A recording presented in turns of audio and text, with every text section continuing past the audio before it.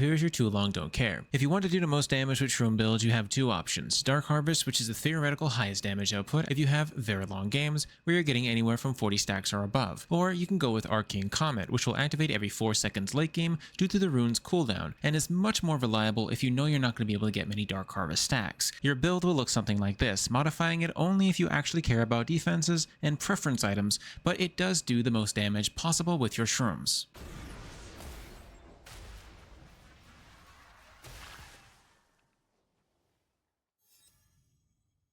Please keep in mind that there are an insane number of ways to play Teemo, with different build paths and even runes for different scenarios. For example, you might have been doing really well against the enemy champion you're fighting, but the enemy composition has a Zed and a Kayn who are currently fed, necessitating the use of an item like Zhonya's Hourglass a little bit earlier to survive them rather than your current lane. This video will be focused on helping you understand the current meta's general build order and what I personally believe is ideal for those who are enjoying watching the world burn, as well as those who prefer a little bit more on-hit kiting action and even burst gameplay. So if you want something that's always going to be up to date, definitely check out the Mobifier guide and the PowerPoint to Teemo that we have created. So with the new patch comes another update, and this time around it's both a buff for Rune Builds and a slight nerf to Teemo's on-hit bruiser playstyle, targeting the defensive capabilities of the build a bit, but increasing the damage quite a bit so long as you don't mind the lack of sustain in the build itself. Now that's not to say that we can't still play an off-branch variant, albeit one that's a little bit less tanky and has less overall sustain. It is still useful for exclusively doing targets and split pushing, rather than being a primary component for teamfights, due to the fact that Prestige attack no longer boosts allies damage, but only yours, putting us in combat for about 8 seconds due to the poison ticks. So if you've been away from the game for a while, Teemo is in a pretty good spot right now, just as any other mages who relies heavily on their ultimate, thanks to the introduction of new runes and items, as well as the removal of some annoying things like lethal tempo, making Yasuo, Yone, and many other bruisers and fighters a little bit more fair to deal with. Teemo jungle and Teemo support in particular have been pretty good for him recently, owing to the EXP tweaks and damage buffs and taking control of the map through shroom coverage a lot more sooner than later. If you're a returning player from many years ago or even a decade ago, this all might seem very confusing. We're going to be talking about the newest item, Blackfire Torch, mostly, as its intended use and its itemization order for different roles. But we'll still also talk about some of the changes for some of our builds. What makes Teemo jungle and Teemo support so good right now is that Dark Harvest combined with an R-oriented playstyle can do a lot of damage and take control of the game with just 3 cheap items early on, due to the massive reduction of your shroom's cooldown from 25 seconds to about 15 seconds at level 2 if you did by chance want to substitute in Ultimate Hunter and Legend Haste, which could further reduce your ultimate down to 11 seconds, which goes a long way to controlling the map much more efficiently and sooner than you can as a laner stuck in lane. While it's not the same thing for support, if you're in the jungle, you have a lot of passive HP and mana sustain, so you don't require Presence of Mind or Mana Flow Ban like you do in the laning phases, which opens up a lot more access to these runes, which is great because now you can just focus on control and damage, not just your mana. So I have been testing Blackfire Torch in what order feels best as a laner and a jungler. I feel like it's more intended for jungle play earlier on and for laners later on, because most laners just don't get quite much constant exposure to multiple targets consistently, unless maybe you're playing Teemo support and get ganked managing to hit 3 people with 1 shroom. This works great for Teemo jungle because earlier on when you're fighting a camp or objective, somebody might happen to step on a shroom somewhere around the map or both on the camp and the enemy, triggering a damage boost for 5 seconds, helping you clear faster and potentially winning a fight. Not to mention that it's pretty dirt cheap compared to other choices and could be combined with Ionian boots as well as Malignance early on for coverage, though doubling down on massive ability haste isn't always the best idea, especially when giving up magic penetration. It's usually a very good choice for support due to the fact that you make so little in terms of gold and mostly will be supporting your allies. The item works as such. If you drop a shroom or use Q to attack a monster, boss, or enemy, your AP will increase by 4%. While this is unlikely to happen in theory, there are times where you might bounce a shroom into a pit and hit 4 to 5 targets including Baron or Dragon, activating the full potential that grants you upwards to 100 to 200 bonus AP for a short amount of time, while also cascading a massive AoE field of teleporting Malignance effects and devastating sections of the map, and even more if you planned ahead of time by placing your shrooms on a raptor pit or random camps across the map. So that in theory is how the item should effectively be used, but of course you're never really going to see this in a realistic situation, and if you do, it'll be very rare. So again, you might not think much about it, but having the ability to burn with Scorchclaw, Liandry's, Malignance, Blackfire, and Shroom DOT is quite overwhelming, especially when they don't build magic resistance. When you scale into the late game, boosting your AP from 883 AP to over 1100 for 5 seconds just from one flawlessly placed shroom, or just sheer luck of their stupidity. I get that not everybody likes playing Teemo support or especially Teemo jungle, but it does offer some keen insight for you if you play them long enough to be able to naturally track the enemies and support your allies more effectively, rather than being selfish. So why not give them a try and see if it's something that you can learn or improve with. Personally, I don't like playing support, so we're mostly only going to be talking about builds for top and potentially mid-side, since those are the roles that I prefer. There have been a few changes with how we currently build our items in specified orders, dependent on the outcome of the current game. That being if you're going ahead, going behind, or if you're going even. So if you're gaining a lot of kills and dominating your opponent, then a build path with Sorcerer Shoes into Darkseal, Shadowflame, and Rabadons would be much more effective than wasting your early game snowball spike with something like Nashor's Tooth or even Liandry's. And that early game snowball, oftentimes taking a burst playstyle if their composition is more on the squishy side with Lichbane and Storm Surge to QE and back off with an execute, more so than our focus. It's still very strong with shrooms though. Now if you didn't get a large snowball lead but you still feel like you're doing well and that they don't pose much of a threat to you, Sorcerer Shoes into Liandry's, Malignance into Blackfire would give you a much stronger earlier start with your objective control through shrooms. Obviously both of these build paths are rather defenseless, but that's the idea. Building to your lead and trying to take control in two different ways. Burst and shroom damage in two different forms. Maybe you were up against a really hard counter or somebody who knows what they're doing. If you didn't have much luck in your lane and you feel like you need a little bit more survivability, you can definitely start building into items like Ruby Crystal earlier on, playing a little bit more safer with items like Zonias, Banshees, and defensive boots. Not to mention defensive runes, in hopes of scaling late game where you can make a comeback with your team. It feels very appropriate to build Blackfire Torch as a third or fourth pick item, as Rabadons is more often a luxury item due to the expensive price if you haven't been able to get many kills earlier on. So this is what I found to be good in each order for each build. It would look something like this while selling your boots for Storm Surge for the full nuke shroom build, or some defensive type item late game if you didn't build it earlier on. Nashor's Tooth, while very core for many players due to its reliancy and high attack speed and kiting potential to help them out in lane, really only works well with Presty attack, and even then it actually hinders your ability to spike in terms of killing your laner, which oftentimes are going to be bruisers and tanks that stack more MR, making it feel like a pea shooter. So I would highly advise trying to keep to what you feel comfortable on. If you cannot play the game without Nashor's Tooth, try substituting in Greaves over your Sorcerer Shoes, as it makes up for the missing attack speed a lot of us as players crave, but hate paying 3,000 gold for, slowing down our spike early game, significantly giving the enemy time to transition. Moving on to the jungle item builds, I've been looking into it more and more, and I feel quite confident that because you're in the jungle, you just have better access to objectives, roaming, and covering the map earlier than you do while playing in other roles, besides maybe mid and support. So in the previous example, we were talking about Teemo top, Teemo mid, and Teemo jungle with a shroom playstyle. When it comes to jungle clear, if you want to clear faster with a shroom playstyle, it's much more effective to go with Sorcerer Shoes into Liandry's, into Blackfire, and then Malignance, rather than Malignance into Blackfire, because what's happening is you're not doing any damage with Malignance, it's just helping you get your shrooms activated a lot sooner, which only do damage to champions, not minion camps. Feels really good here on a Burn Dark Harvest playstyle, because you can control more earlier with more damage and heavy activation of your shrooms because of the ability haste both provided from such unreasonably cheap price items for the stats that they provide you. That's definitely not to say that you can't also play the path top side for Sorcerer Shoes, Darkseal, Liandry's, Shadowflame, and Rabadons, because you definitely can. It's all dependent on how aggressive you play him. If you're invading, snowballing, and overly doing really well, or slightly are behind, you want to adjust and figure out what pathing would be better for this current situation that you're in, and of course, how you as a player tend to play your games. I feel like it's the same concept with Nashor's Tooth in the jungle, even if you're playing Presty attack, unless you're going for a full on-hit build that's more dedicated to invading the enemy jungler and taking control of all objectives by yourself. It's really not worth taking it on a burn playstyle, because you're definitely going to spike less than you would if you took Liandry's into the other items. That being said, since on-hit is one of my favorite playstyles, I have also been dabbling in some of the off-meta branch builds with the on-hit playstyle that I'm used to, and on-hit that I've never really much cared for. I still believe that Nashor's and Kraken does a much greater job at objective control than most other items like Gwynsu's,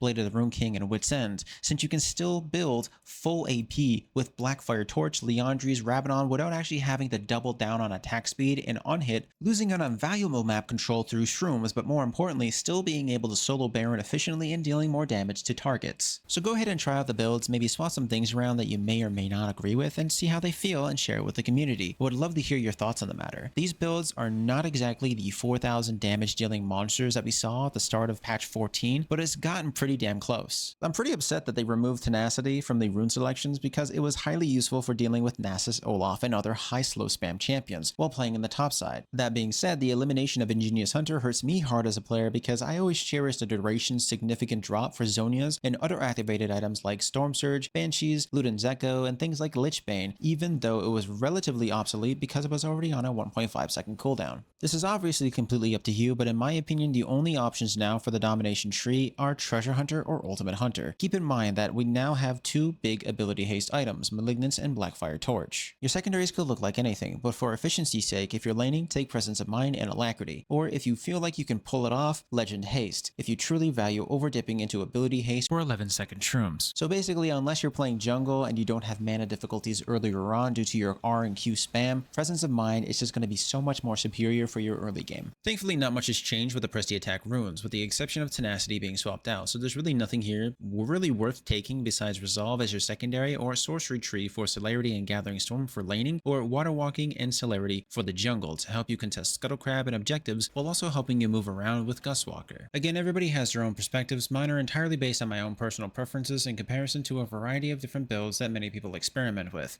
If you don't agree with something, feel free to make changes and tailor the build to your own preference.